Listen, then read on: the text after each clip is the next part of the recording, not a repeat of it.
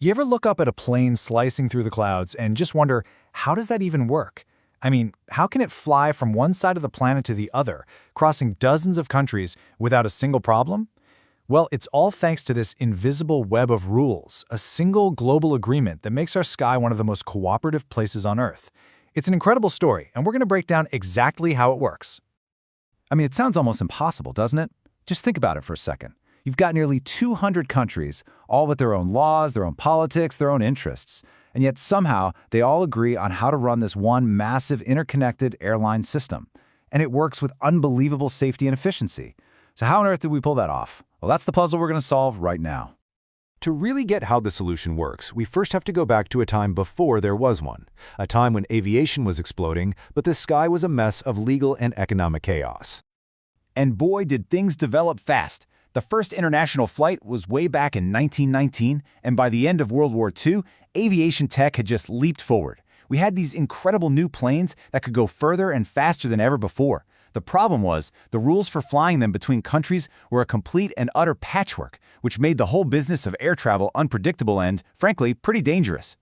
And here's the heart of the problem. All the big questions like, can your airline fly over my country? Or what safety standards are we using? Were decided by each nation one by one.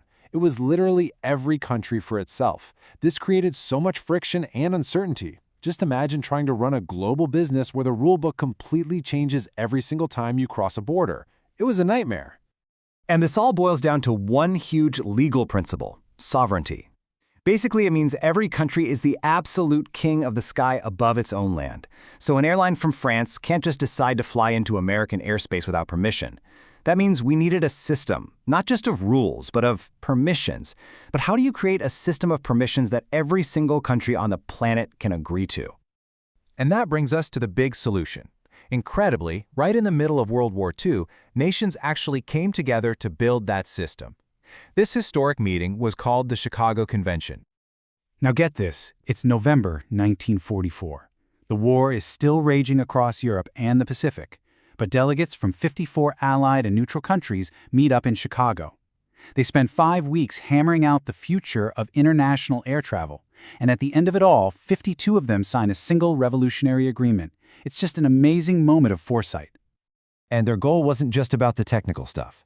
If you read the preamble to the convention, it's all about creating and preserving friendship and understanding among the world's people. They really saw aviation as this powerful tool that could either unite the world or become another source of conflict. They chose unity. Okay, but you can't just sign a piece of paper and walk away, right? Technology changes, new problems pop up, so the convention did something brilliant. It created a permanent organization to act as the global referee for aviation.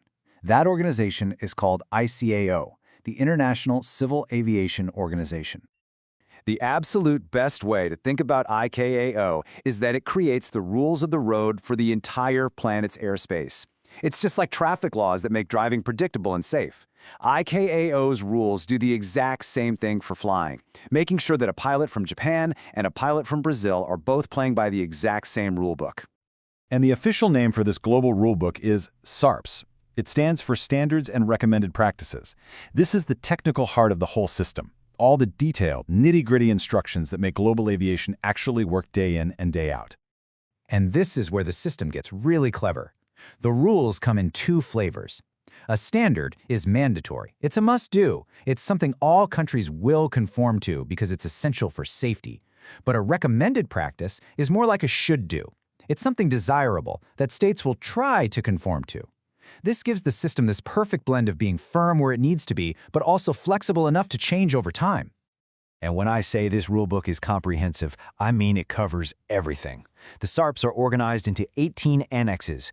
Just think of them as chapters. They cover how pilots get their licenses, the basic rules of the air, how you make sure an aircraft is safe to fly, even how to coordinate search and rescue missions and airport security. It's all in there, all standardized.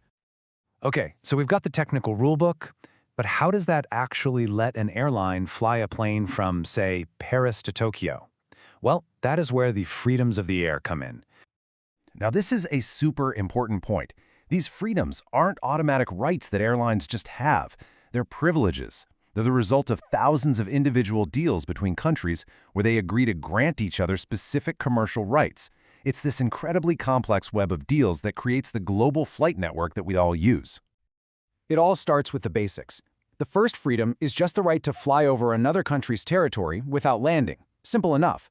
The second freedom is the right to land for a technical reason, like to refuel, but not to pick up or drop off any passengers. These two are the absolute bedrock of any international route. And then you build on that foundation. The next freedoms, the third, the fourth, the fifth, and so on, those are the commercial ones. Those are the deals that actually allow an airline to pick up passengers in one country and drop them off in another. They are, quite literally, the reason you can buy a plane ticket to go just about anywhere in the world. You know, there's this quote from an aviation law expert that just nails it. The degree of international cooperation in this respect is outstanding and shows that where there is a genuine desire to achieve international agreement, it can be forthcoming. The system works because, when it comes to flying, every nation has a genuine desire for it to work. It's a stunning testament to what we can do when we decide to cooperate for a common good. So, as we stand here on the edge of a new era with commercial space travel becoming a reality, it leaves us with a really fascinating question to chew on. We managed to figure out how to share the sky. Will we be able to do the same thing for the stars?